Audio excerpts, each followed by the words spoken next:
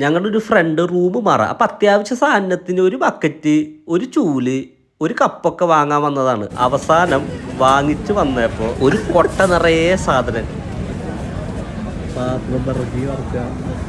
ഞങ്ങൾ ഫ്രണ്ട്സൊക്കെ ആയിട്ട് സ്ട്രീറ്റിൽ കൂടെ നടക്കുന്ന സമയത്ത് ഒരാൾക്ക് വല്ലാത്തൊരു സൈഡ് വലിവ്. ഞങ്ങൾ നോക്കിയപ്പോൾ എന്നിട്ട് ആ കമ്മലും വളയും മാലയും കണ്ടപ്പോൾ ഓടിച്ചെന്ന് അവിടെ നിൽക്കുക.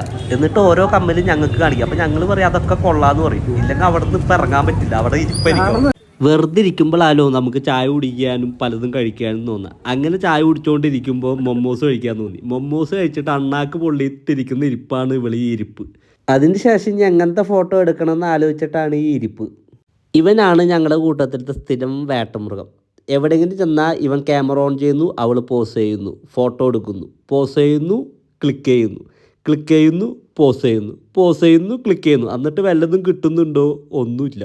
ഞങ്ങൾക്ക് പിന്നെ നല്ല ഐശ്വര്യമായതുകൊണ്ട് ഫോട്ടോ എടുത്തുകൊണ്ട് സ്ട്രീറ്റ് ലൈറ്റ് വരെ അടിച്ചു പോയി.